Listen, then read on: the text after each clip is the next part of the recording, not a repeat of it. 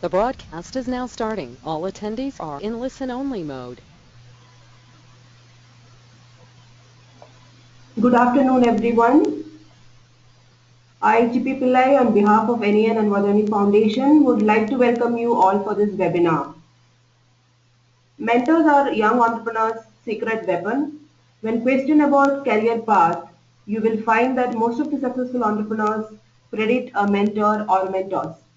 Today we have one such inspiring personality, Professor Rajeev Roy, who is an entrepreneurship educator and a mentor and has mentored several entrepreneurs and is also on advisory board of NEN.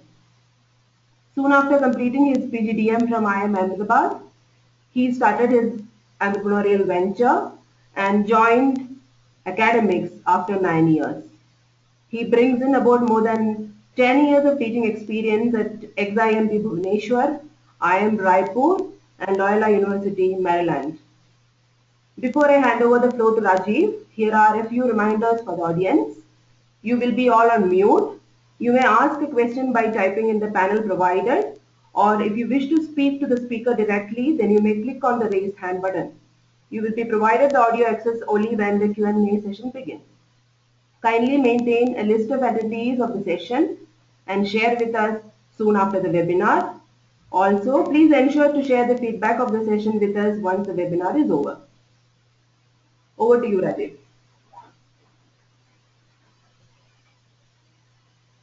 Thank you, JP. It was, it's really good to be here in this session. Welcome, everybody. I'm really happy I'm getting this opportunity to address all of you in this particular session. And the way we are going to do it is I'm first going to slip into a little bit of the theory and practice of business models and business plans. And after that, we will slip into the more important part, which is the question and answer session. If you have any questions which come up during the time I'm making my presentation, please keep them noted. I will certainly try to take as many questions as I can at the end of the session. Okay, this particular session is about a particular problem that many people are currently having. That is, should I bother about my business model or my business plan? What I would want you to do is probably have your own answers ready to this particular question right now. I am going to give you my inputs in just a while, but it's good to have an opinion to get things started off. Okay, first of all, let's look at what exactly the business model is and what is the business plan and what is the relationship between the two. Business model is all about describing the rationale of how an organization creates, delivers, and captures value. So there are three operative words over here. One is create, next is deliver, and the third is capture. And there's an overarching word over here, which is value. I will explain what these things exactly are in just a while. But before that, let's get into a business plan. A business plan lays out how exactly are you going to execute your business model. So you have a business model, and how exactly you go about executing it, the strategy and the tactics behind it is what you put down in your business model, in your business plan. So I think that would have given you an indicator in terms of the original question we asked. So which should you bother about, the business model or the business plan? Now, one additional thing I want to tell you is, if you have a business model which does not seem to be working, you can be pretty sure that your business is not likely to do very well. So what I mean to say is, you need to have a business model which is very well defined before you go out and do your business. Now, before I get into some nitty-gritties of planning out your business model, let me just describe what a business model looks like. What exactly is it? There are several frameworks which are used to describe a business model. The most common one is what I'll present in front of you, and very quickly I'll go through the various elements in the business model. So Osterwalder has come out with the business model canvas, which is about 9 blocks. So we had those words in the previous slide, and I want to explain what those words are in the context of this canvas. So the central theme in the business model canvas is the value proposition. That is the value we were talking about in the previous place, in the previous page. Then we will take three, which is customer relationships, channels, and the customer segments. These three refer to the value delivery part of it. The key partners, the key activities, and the key resources come together to give you an idea about the value creation part of it.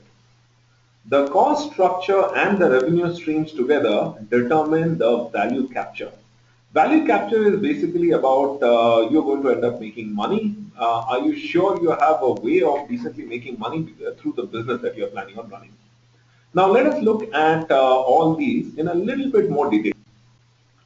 The customer value proposition, otherwise known as CVP, depends on three key things.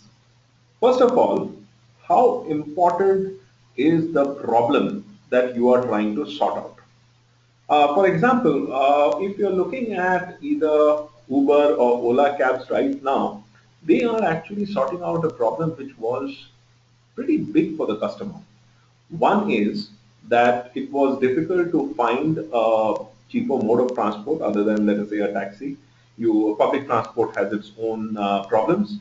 And the other thing is about the transparency. In a number of places, you have the taxi system, which was not very transparent with the pricing. Ola or Uber certainly give you a higher level of transparency. Now, next thing that we are looking at is how satisfied are the customers with the current solutions. Here I'll look at yet one more business which has come out and has been doing quite well, which is Oyo Rooms. So what does Oyo Rooms do? It lists rooms, but is not third-party rooms. It is rooms which have been looked at and certified by Oyo themselves. And in fact, all the rooms have a minimum basic set of amenities, whether it is the furnishings, whether it is the Wi-Fi which is free, whether it's the breakfast or the size of the room. There are certain minimum standards which have been set, and a certain amount of training has been given to the people running the place also. This meets a very important need in the market. If you're looking at somebody who's traveling to an unfamiliar place and ending up staying in an unfamiliar hotel, it's very likely that you're going to face with a lot of problems. The linen is going to be dirty, the bathroom is going to be unclean, probably there's going to be no mention of Wi-Fi, the breakfast is going to be substandard. All those problems are problems which frequent travelers have always encountered. And you had a very dissatisfied set of customers, and this is a business which actually ended up coming up with a proposition which actually satisfied a lot of potential customers. Now, the relative advantage. All of us are pretty entrenched in what we are doing. One of the biggest examples of that is right in front of me. The QWERTY keyboard is what I can see right now, and we're still stuck with it. So similarly, what I mean to say over here is, unless the new offering offers something which is greatly of more advantage than the existing one, as a customer, I have little incentive to shift. So if you are giving me a better solution, it need not be a slightly better solution. It has to probably be a greatly better solution to have a significant number of customers on board. So this is about the customer value proposition, and let's move on to value creation. As I said, three key things. One is the key resources. People tend to think of raw material and people as the only resources, but as you can see over here, there are a lot of other resources. Again, I just want to stress over here that not all these resources are going to be key for your particular business. Suppose you are in a sector where the raw material is actually not too much of a problem, then I don't think it's a key resource. If it's a freely available material which you can get anytime you want, it's not exactly a key. If again you are in a business where getting a license or a permit is more or less automatic and you really don't have to try too much for it, I don't think that either is a key resource. So key resource is something which is very important to your business and is also likely to be difficult to get. Then we come to the key processes. Here I have sort of divided it up into three different things. Processes themselves, for example, it can be manufacturing, it can be supply chain management, it can be research and development, maybe even the design process. So all these are the business processes or the technological processes which are there. Business rules and success metrics are a little different. It can be the uh, so-called rules of that particular sector or maybe even that particular country. So it can be things like the legal system. It can be things like banking norms. For example, how much of margin money do you have to give? How many days of credit are you likely to get? All those form the banking rules or rather the business rules. Success metrics can be things like, different people have different expectations of what exactly success means for them. And it differs from sector to sector, and it certainly differs from entrepreneur to entrepreneur also. Some would look at top line. How much is the sales that I'm having? Many others are a little savvier. They'll probably look at the bottom line. How much profit am I making? There are some others which have got a very um, strong look at the future, who are very set upon looking at what the future is going to be a lot like, and they are looking at the market share that they have. So there are going to be different success metrics, and we have to look at what exactly are the success metrics that are going to be relevant for that particular business. Behavioral norms are a little different. Each company has a different culture. In fact, I would say as an entrepreneur, the main role of a business leader is going to be setting up the processes and the culture of that particular company or that venture. So behavioral norms are very important. What do the employees hold close to themselves? What are the things which excite that particular business? What are the norms in terms of hierarchy? Is it a very flat kind of an enterprise or is it not? Sometimes these are not going to be put down on a piece of paper. These are very implicit norms that are there in an organization, and you have to be part of it to understand what is going on. Then we'll have a look at the strategic partnership. Very important. Many entrepreneurs come and tell me that the reason they want to become an entrepreneur is because they want to work alone. They really don't get along well in teams. That's probably one of the most absurd and worst reasons I've come across to become an entrepreneur. As an entrepreneur, you have to be very comfortable working in groups and you have to be very comfortable working in networks. A venture will not be able to do everything by itself. The only way the venture can provide value is by having a set of a very closely knit suppliers, channel members, and maybe even complementers and competitors. Don't get a little put off by the competitors over here. Many times you have to sort of deal with the competitors in terms of, for example, if you look at the Star Alliance in the case of airlines, they are actually competitors, but they have come together because there's something that they need to come together on.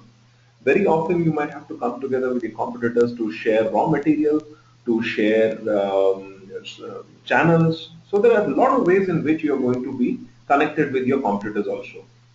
Of course, suppliers and channel members are people that you more or less can't do without. Then we come to value delivery. Sometimes it is the least thought out of all these various elements of the business model that I'm talking about. People think that this is just going to happen and the other things are the ones that they have to really worry about, but that is not so.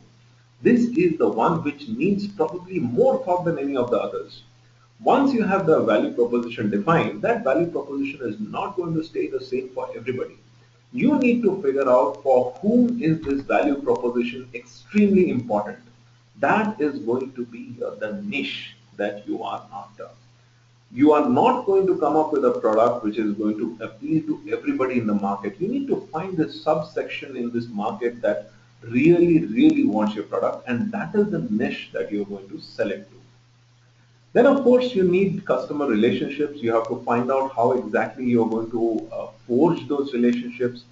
How often do you need to meet them? How do they interact with you? The default answer nowadays is social media. You need to set up the social media. So is it a blog that you have set up on your own website, or is it probably a Facebook blog, or is it just a page on Instagram? So you have to look at various options, and you have to go with the options that suit your business and probably suit the way you want to do your business. Very closely related to that is the channels. There are two different kinds of channels. One is the channels you're going to use to put your product in front of your customer, and the other is the channel that you're going to use to communicate with the customer. Sometimes, very rarely, it is both are probably the same. But let's look at the normal situation where both are going to be different. Nowadays, there is this huge propensity to do everything on your own, probably not have too many channel members. Why not get people to buy just through my own website or through my own shops or through my direct selling? Why unnecessarily do I have to pay a margin to the distributor, to a retailer, to probably another online site? Um, it's not so easy. You will not be able to reach as many customers as you can if you're using channels, whether it's an e-commerce site or it's a set of retailers. It is good if you have a group of other people who are also financially involved in selling your product for you. Communication is the same thing. Your own means of communication is good. If you're using social, be careful. It just doesn't end up happening. There's a strategy around it and you'll have to strategize for it. Then we come to the profit formula. You need a revenue model. That means how are you making money? So you have a cost structure also. That means you have some setup costs, you have some fixed costs, and you have some variable costs. Your revenue model should end up giving you more money than your cost structure is taking away. In fact, the more the difference between your revenue and your costs, the more robust your business model is. Sometimes you probably have to make a sacrifice between your margins and your market share, and that is a call that you have to take. But very importantly, you should make sure that you are at least able to meet a target unit margin that you're going to keep for yourself, whether it is in percentage terms or in real value terms. Resource velocity is another term I use over here. It is how often are you turning over your inventory? How often are you turning over your money? How often are you able to, at what level are you able to utilize your human resources in order to sell your product and get a certain margin out of it? So all these will come together to tell you how exactly are you making money. Okay, now we discussed the business model and let us quickly get into what a business plan is all about.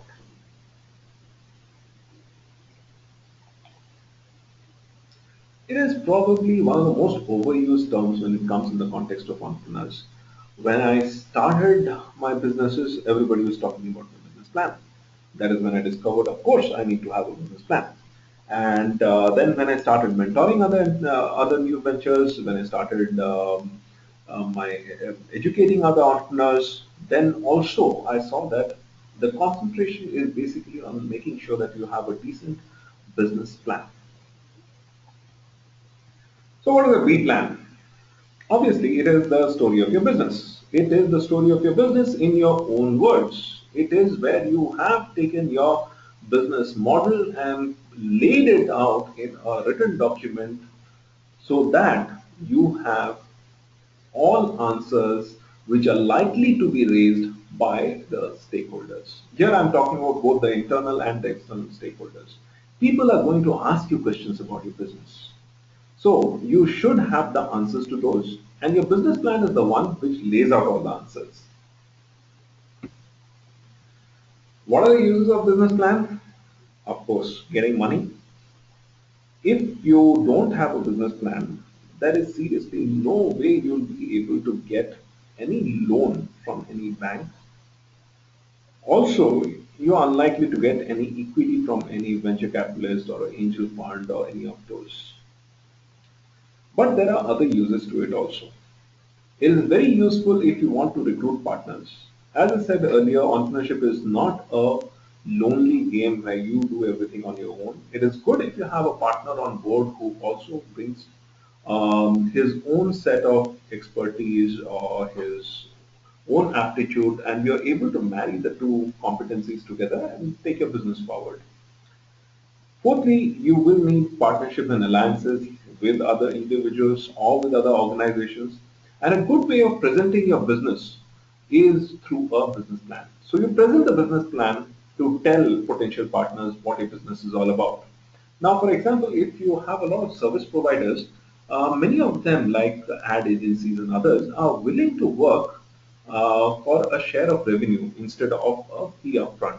In fact, there are some who are also willing to work on a share of equity.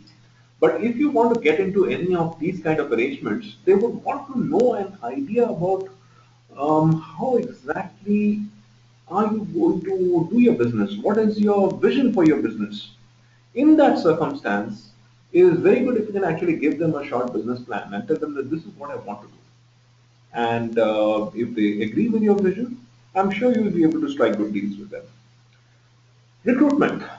You are in a market where people really don't have too much of a problem finding good jobs. And you are a new company. There are a lot of uncertainties associated with you. So many would be very reluctant to join up, especially if you are looking at people with experience, especially if you are looking at people with a set of expertise. If you want to recruit reasonably senior or even mid-management professionals, you will find a business plan very helpful. If your potential recruit knows about your business, has clarity about what you're going to do, then obviously they'll be a little more willing to join you if they have the bigger picture in hand. Now I come to the most important use of a business plan, which is to clarify the business to yourself. You have a lot of ideas of what your business is going to be, how you're going to do it. For all you know, you really haven't thought through it as much as you thought you had. A business plan is a very systematic way of looking at all the information you have and organizing it in a way that you can actually make use of. So if you want to clarify the business in your own mind, there is no better tool than making a business plan. The making of a business plan is going to be a learning exercise for you. Then of course there is a social use to it, right? So you'll ask me, what is the social use? Ah, when I started my business, my father wanted to know what business I'm going to get into. So I have no business reason to actually tell him what I'm getting into. Similar goes for a lot of uncles and a lot of friends and a lot of cousins. So what happens over here is if I'm handing them over a business plan, it is a pretty solid document for them to figure out what exactly I'm going to be doing. Also, it looks a little bit more professional if I'm handing them a business plan instead of trying to explain to them and being rather unsuccessful at explaining to them also. So that is the social aspect of this. You never know. You might actually need to give your business plan if you want to get some social, if you want to get some PR for yourself. If you want mention in the papers, you explaining it to the journalist is not going to have that much of an impact. If you send across a business plan, they will have a clearer picture of what you're doing, and you're not going to get misquoted also. And believe me, getting misquoted is a huge problem when you're going to the press. So what are the types of business plan? I have sort of given you an overview of what are the different types. A typical B plan is going to be about 30 pages. I want to warn you that there's no such sacrosanct number of pages that each of these types have. I have just given an indicative number over here. Please feel free to violate these numbers as much as you can. I am very much against any use of any templates or sometimes you have to, but in most cases you should not use templates. You should not have word limits. You have to make sure that all the information is there and you're not wasted words by repeating things. Otherwise, these are just indicative numbers over here. So a typical B plan is about 30 pages. Very rarely do organizations have something called an operational manual, which is upwards of 100 pages. It can be even 200-300 pages. Operation manual is more like a blueprint for your business. It talks about the tactics and the processes in the organization also. Whereas a B plan typically just sticks to the strategy and goes to a lower level only once or twice in the whole plan process.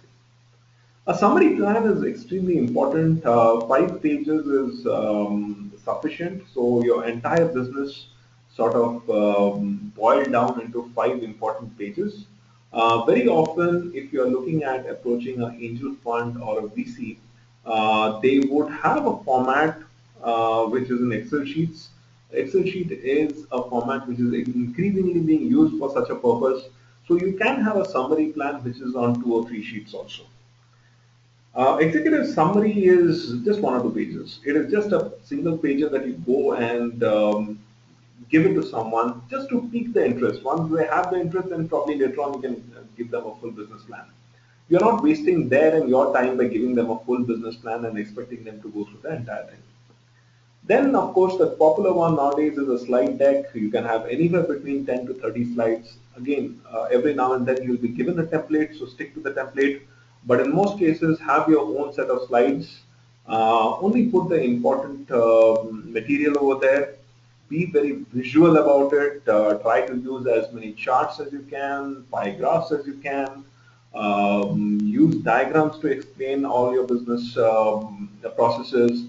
So it is good to have a very visual kind of a slide deck, and slide deck is a very commonly used business plan nowadays. Of course, you have to be ready with the oral version of all these. You should have a 20-minute presentation about your business. A 3-minute pitch is also good. Elevator pitch is going to be far less. It's actually something like 30 seconds. But I'm also very fond of a 1 second pitch, a 1 sentence pitch. So try to explain what your business is in 1 sentence. Don't try to waste so much of time on that. How to write a business plan? Okay. Giving you clues all the way through. So again, have your business model ready first. First, make your business model and then get all the additional information that you want. Get some more. The more information you have is not actually a problem. Later on, you can decide to put it or not, but at least have the information with you. Then plan a structure. Again, I'm going to give you a structure in the next slide, but please feel absolutely free to not stick to the structure and to do it exactly how you would want to do it. Then it's the next point, you actually have to end up writing the business plan. Unless you write it, it doesn't end up happening. So write it. And an important step now is to get it reviewed by a friend, your mom. Actually, this your mom idea is very much my own. Even now, if I'm writing something and I'm not very sure about it, I'll send it to my mom to get it reviewed. Then, of course, you need an accountant. There are going to be financial statements in a business plan. It is good if you do not have the knowledge of finance. It's good to have an accountant to just look it over. And then finally polish it. Make sure that the margins are all in order.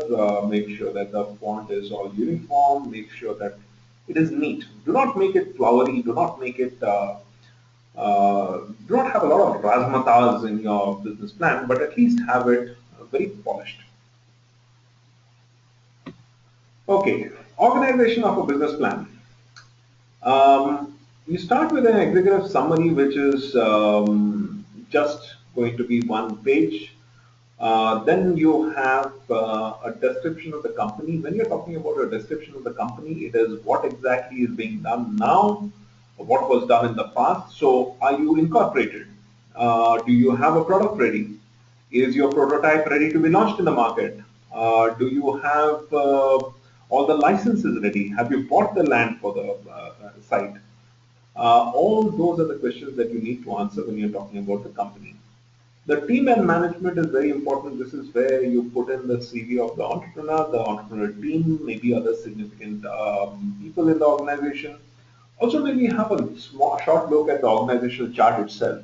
Who are the people who are going to be working in the organization? Who are the people who will carry out the critical tasks in the organization? All that is mentioned over here. Then comes the industry and the market. The industry is the group of sellers and the market is where you end up selling a product. So these are not one and the same. There's a small distinction and you should know what the distinction between the two is. So make sure that you have described both the industry and your market. Then we talk about the operations. When we are talking about the operations, have a sort of a timeline of when you are starting off and how the things that are going to fall into place. So a Gantt chart or something which gives the timeline is absolutely fine. Marketing is yet one more thing which comes in over here. Talk about it. If you have some market survey which you can depend upon, that is good. Talk about your distribution channels, talk about your communication strategy. This is where you also talk about the pricing and a little bit about your competition would have gone in, when you are talking about the industry and the market. But here you talk a little bit about your direct competition and you talk about the niche that you're actually going to serve. Not the overall market, but the specific subsection of the market that you are after. The financial statements that are going to be there will be things like your income statement, your balance sheet, your cash flow statement. You are also going to put in a break-even analysis, maybe even a payback period calculation, IRR, NPV, whatever other financial calculations that you need to look at. Very important over here is you also put in a statement describing your sources of fund and your use of funds. Then we come to the risks and contingencies. I have seen many entrepreneurs make a mistake over here. They don't write out all the risks. Believe me, your reader knows what the risks are. It is very unlikely that they do not know the risks. If you do not put the risks, there are two things which are likely to happen. One, your reader is going to think that this is a person who is not very forthright. I don't think he's very honest. More importantly, something else which might end up happening is they'll think that this is a person who really doesn't know this sector at all. He doesn't even know that these are the possible things which can go wrong. That is really bad. So if you have risks, you should have a contingency plan for them and you should put in the contingency plan. Finally, you'll have a lot of appendices. The appendices will include things like your shop floor layout, the diagram of your product. It can be even the short CVs of the main people in the organization, maybe an organizational chart itself. Many of the financial statements are going to be here as appendices. Maybe if you have done market research, then you put down the results of your market research over here. If you have designed some communication, maybe a mock-up of your FB page or your Instagram messages, you can probably put those over here. So a lot of these kind of information going over here, the appendices. There are some other people who will also tell you a few other things, and which I have not done over here. And chiefly among them would be a vision and mission statement for the company. I'm a little biased against it. If you can carry it off, do it. If there is such a vision and mission statement in a business plan that I'm looking at, I really don't spend too much of time on it. I don't take it very seriously. But I'm sure there are some people who probably do. Similarly, I will not want to look at a SWOT analysis. A SWOT analysis is it's a little technical. You're not always going to get it right, and very often you're going to get it wrong. I really don't like seeing a SWOT analysis in a business plan. But as I said, these are my biases. I'm not saying that don't put it, but if it were up to me, I wouldn't end up putting it. So you have to live with my biases over here. Okay, some tips. Don't use templates. There are enough templates available. You just have to store the net and you'll find a lot of them. In fact, you'll find a lot of packages which help you to make a business plan also. So unless you have been specifically asked to use a template, and that happens in the case of applying to certain angel funds or if you're applying to certain VCs. Also, it happens if all you want to do with your business plan is send it to some people and competition, then also they'll probably have some sort of a template. So use the template only if you have to. Otherwise, make sure that you are writing the story of your business in your own language. And these V-Plan packages like V-Plan Pro, V-Plan Maker, all these are largely useless. I don't think they serve the purpose. Make multiple types. By that, I don't mean to say that put different information in each. But what I mean to say is that, for example, you need a 5-pager. You need 2 sheets on Excel. You also need a 30-pager, and you obviously also need an executive summary. You will always need a slide deck also. So you need all these. So why not go ahead and make these if you're serious about your business? Take feedback seriously. If you're showing your fee plan to a financier and he doesn't end up giving you any money, the least he can do is give you some feedback as to why he didn't give you the money. Sometimes, no, in fact, quite often, the feedback that you're going to get is actionable. It is something you would have missed out on. It is something you had probably not considered. And if you think about it for a while, it is going to be good advice to you. So make those changes, but don't go about and making changes every time you get feedback. Sometimes the feedback is actually useless, but you should know when feedback is useless and when it is not. Mm, um, you have to also change the layout again based on the feedback that you're getting. You might want to experiment a little bit with the layout. Do you want to start with the important things? For example, if the most important thing for you is the market or the opportunity, start with the opportunity and then go on and describe the other things that you have done. If what is extremely important for you is the technology behind the product, then immediately go and start describing the technology of the product that you're selling, and then go on to the financials, the market, or even describing your own company also. All that can be secondary. Most importantly, memorize it. You really don't know where you're going to need it if you are in the early stages of starting off your business. And just make sure that you know what you are going to be talking about. So just memorize it. It's always going to stand you in good stead. Okay, before I get into the question and answers, I will ask you a very, very important thing. I think I made it very clear, right? So, which is going to be more important to you, the business model or the business plan?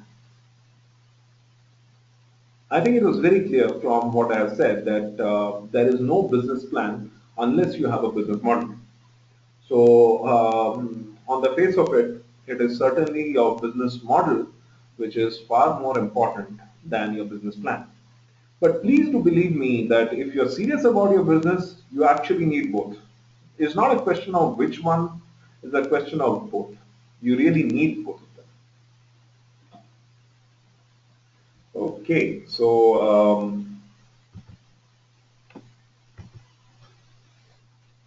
Rajiv, can we start the questions? yes, yes, certainly. Let's get into the questions. Okay. Okay. Okay. So there is a question that how we can manage the new creation resource if they are larger in number. How we can manage the Resources, if they are larger number, is there if they are big, the company has a big resource, and if it is quite a good amount of resource, how we can manage? okay, and now if I'm getting my if I'm Rajiv? Yes. So if I get the question correctly, it is if the company has a large amount of resources or does it have a large number of resources which it needs to bother about? Let me answer both of them. If the company needs a lot of resources, you probably have to prioritize. You have to look at which are the ones which can really shut down your business, absence of which you can really shut down your business. And those are the ones which are going to be more important for you. Also, another moderating factor you think about is what happens if that particular resource, if there's trouble on that particular resource. In many cases, it's just that the price goes up. If the price going up is not going to significantly impact your business, it is not exactly a key resource that you're looking at. It is something you can still do with availability is not a problem, only that there is a fluctuation in price. But there might be some where there is zero availability of in bad times. Those are the ones which are certainly the key resources.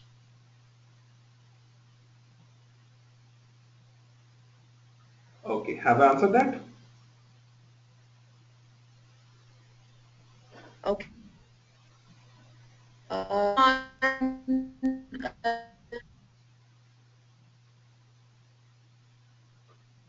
Okay, I am not able to. Can I go ahead with the next question? Please go ahead. Okay, the next question. Hello. Hello, yes. Oh, God. Rajiv, you are able to hear me? I am able to hear you.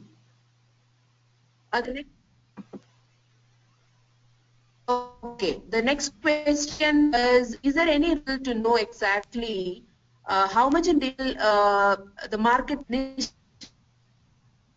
to be described? I'm sorry, I was not able to hear the entire thing. Okay, is there any rubric available to know how much of detail you have to give about market niche in a business plan? There are certain retreats available where you can list out to what extent you have to talk about your niche. But the minimum that you have to talk about as far as the niche is concerned is estimates regarding the size and some logic behind why you think it's a relevant niche. Are there any needs to that niche which are specific only for that particular niche? And then again, probably an idea as to whether they're willing to pay a premium for it. Now, for example, if you're looking at, for example, you can look at people who are commuting for more than 2 hours. You can find such people around some of the larger cities, whether it is Singapore or it is New York or it is Delhi. You will have a small set of people who are actually commuting for more than 2 hours. And I'm sure there are some needs that they would have which are quite peculiar to them, which may not be for the rest of the population. Those who might be, let us say, commuting for about half an hour or 45 minutes or something like that. So as long as you're able to identify a niche which has some unmet needs and they're willing to pay a premium for it, then probably you are on good stead. But you also need to find out what is the approximate size of the niche. A niche which is too big or too small can prove to be a problem in the long run. Okay. Okay. The next question is, what is the profit formula? I mean, do you think this profit formula of companies like pay you money, etc., is it crucial? The profit formula is crucial. If you see the crash of 99, the first net business crash which happened, a lot of it was because many of the companies did not have a profit formula. A profit formula tells you that your revenues are going to be more than your costs and also gives you a very solid basis for why exactly that difference is there. So unless there is a difference between your costs and your revenues, you do not have a business. So you have to have a profit formula in place. You have to have a strategy for making money. I know you have a lot of businesses in front of you who became extremely successful without having a profit formula which worked at that point of time. Coursera, Twitter, all of these are certainly examples of companies which managed to acquire a lot of repute without having any immediate profits. But you have to understand that these are businesses which had a very solid idea of how they're going to make money in the future. So the profits can be delayed, but there needs to be a profit formula in place.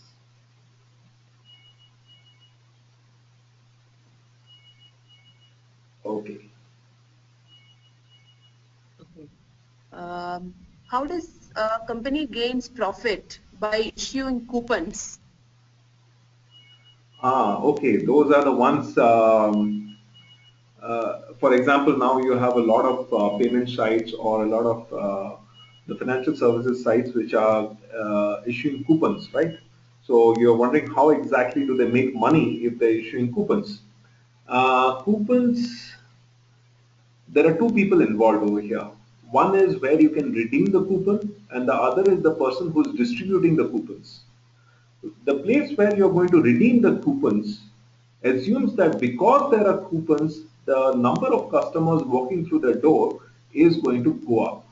For example, if there are 100 people as customers on a typical day, if coupons are being issued, there will be at least 20 other people who will come in because there are coupons available. So the total volume of trade goes up, more people get to try your product, and overall, even though your margins get reduced a little bit, your overall volume of business would have gone up. The next is the person who's actually distributing the coupons. For example, a Paytm or somebody else. The way they end up gaining over here is they get a lot of customers at no major additional cost to them. So that is their advantage over here. So both sides will end up gaining whenever there is a coupon being issued. Okay. Okay. The next question is, often people discourage you when you present a business plan. How can we overcome that? And how to organize a business plan for operations. Okay. Of course, when you are presenting a business plan, you are going to have a group of people who have a very different idea about your own business and how you're going to be able to conduct that business. And many of them will not agree with your profit forecasts, will not agree with many of the assumptions that are already there. That's part of the game. Um, you are not going to be successful every time you go with a B plan. Where a lot of entrepreneurs end up making mistakes is they make a B plan, they present it to one, two, or maybe three or four different financiers, and if they are not met with success, they throw the business plan in the nearest dustbin and forget all about it. That is not the way to do it. Some of the world's best businesses were made from business plans which got rejected number of times. And I can quote various examples from even 50 years back. I think one of the earliest examples of a B plan which was thrown away was that of FedEx. So when the FedEx business plan was presented, it was presented in as part of a course in a college. The professor actually gave a C minus to it. And later on, it became a hugely successful business. And it was only because the entrepreneur persevered with that plan, figured out what is wrong with it, made those changes, and went ahead. So similarly over here, just about a few days back, you had an entrepreneur who was roaming around with a business plan for about 18 months. It was not that he did not implement his business. His business was implemented. It was getting revenues. It needed some changes. So he got a lot of feedback, incorporated the feedback in the way he was planning out his business, in the way he's implementing his business. And after 18 months, he was able to get the initial first round of funding. So don't get discouraged immediately. So if there is initial no, don't worry about it. As the old sales adage goes, there are two very different words, no and never, and do not confuse between the two. So if there is a no, there is always a tomorrow. Okay.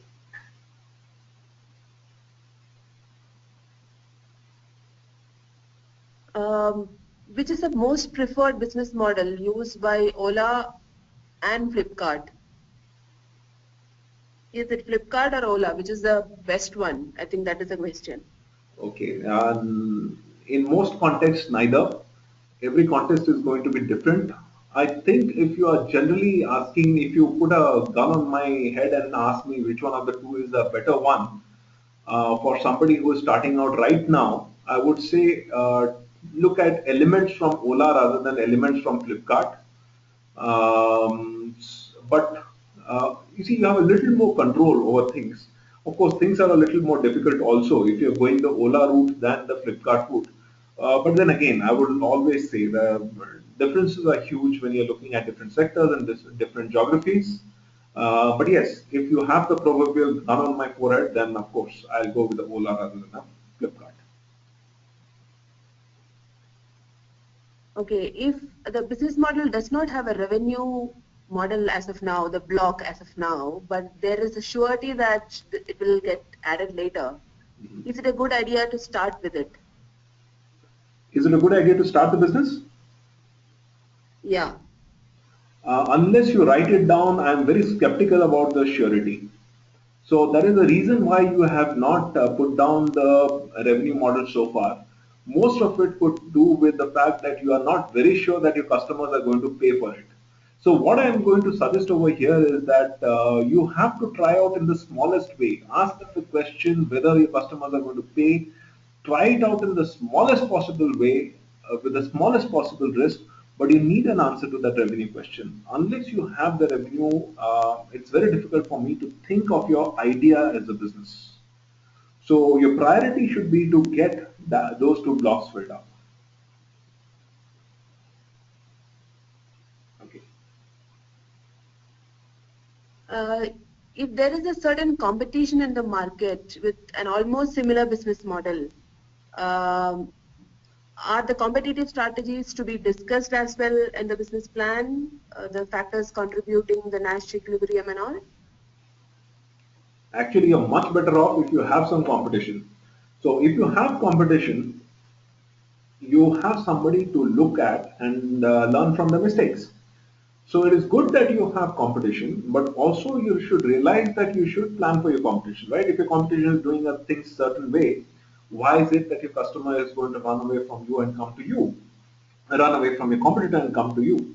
For example, Tracto is a business which is very rapidly expanding all over India, and you have some of the competitors coming up in tier 2, tier 3 towns. They have more or less wrapped up most of the metros, and most of the competitors are worried that there is no space for another player once that Tracto comes in.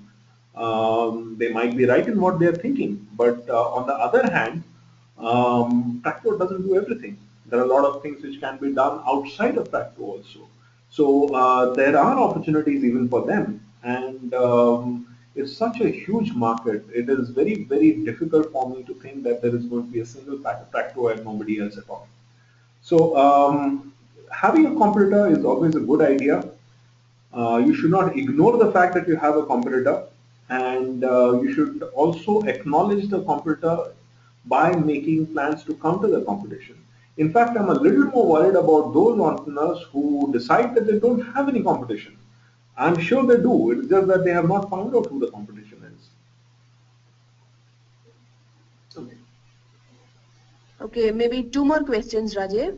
Sure. What extent is good to join hands with a company which is in the market? They already are on the market in which we are entering. So if they are on the same business, is it good to join hands with them? Uh, it's a question of mindset over here. I know a lot of entrepreneurs who will not be happy by joining hands, irrespective of all the advantages it offers. And I know a lot of entrepreneurs who probably are more comfortable joining hands, even if there are a lot of disadvantages. So it is a call that you have to take. There is not a problem in initiating discussions at all. So if you think that there is a possibility, you should initiate the discussions, but you should be ready to walk away if you are not comfortable about the way the arrangement is working out. Again, I'll put in my biases over here and tell you that most of the entrepreneurs I know will find it extremely difficult to join hands with the existing company and take the business forward. Okay. Okay. Is it good to have a market survey prior implementing the business model or after? Both. You should have one prior for sure, and that doesn't mean that you stop doing market surveys once you have the business model in place. But I want to get into what exactly you mean when you say a market survey. I really don't want you to be hiring a Nielsen and getting them to send 100 people to interview 10,000 people, and then you come up with these data tables on the basis of which you base certain market decisions. For me, a market survey is more about looking at individual customers, getting feedback from them, and having a good think about it. Probably having a few group discussions and then trying to see how things work out. Then, of course, the entire concept of the minimum viable product. So go out into the market with the minimum that you can, see what is the reaction of your customers, and experiment on the basis of that. Change your price, change your product, change your packaging, change your distribution methods. So do some experimentation before and after your before making the business model. Okay. One last question, Rajeev. What is the revenue model or cost structure associated with the mobile wallets and e-wallets? They are making a margin from both ends. Some of them are constrained from the institutional end, so it is mainly from the customer end that they make a margin. So it is a margin based on volume of transactions, and sometimes with low volume transactions, the margins are a little higher. But otherwise, there is wafer thin margins, but the volumes are huge. So it is basically a transaction-based margin model. For most, I'm sure there are some differences to it, but for most it is this.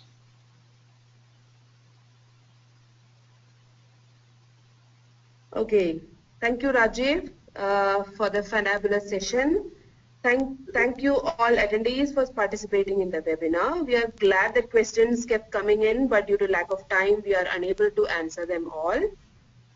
Please do send in your feedback to us on the shared link. Also, if you found the session interesting, feel free to blog or post about it. Recorded version of the webinar will be available soon on our YouTube page. Thank you very much We for will share the details of our next webinar soon. Thank you very much for attending. Thank you once again and have a nice evening. Thank you. Thank you. Thank you.